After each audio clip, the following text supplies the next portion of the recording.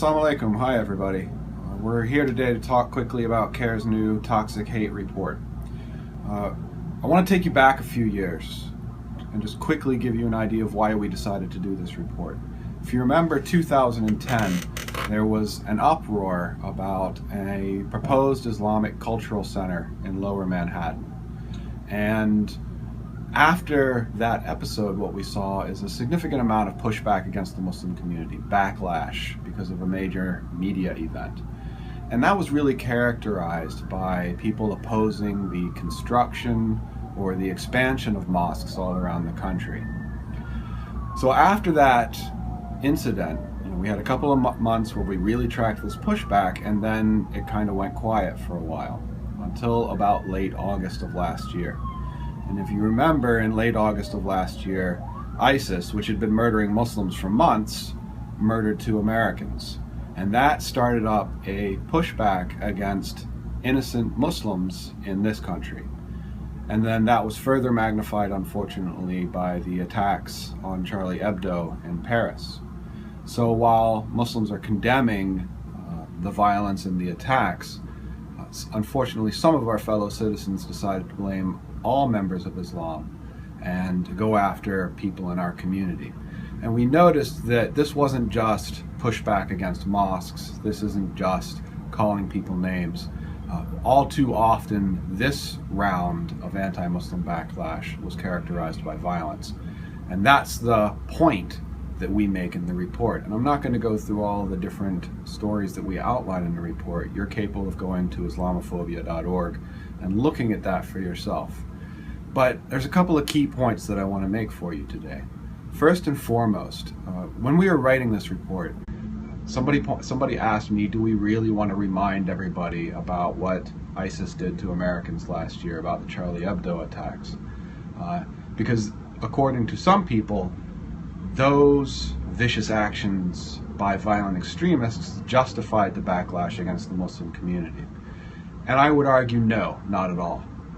It is fundamentally un-American to target people who have nothing to do with an illegal act and blame them for it.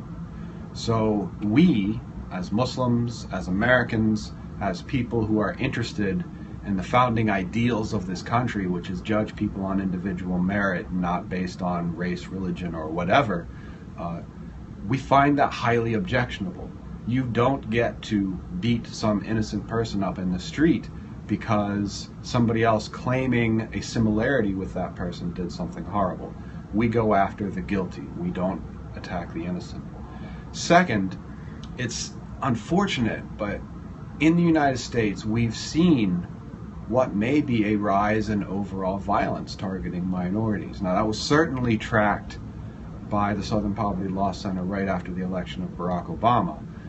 An explosion in the number of anti-government groups and white supremacist groups.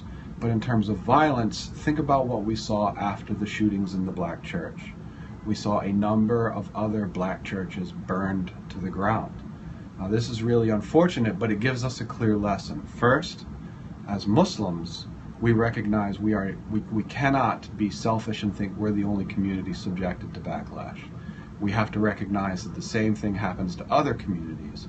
And as Americans, we have to recognize that if we want the ideals laid out at the founding of this country to spread throughout the world, then we have to stand up for those ideals.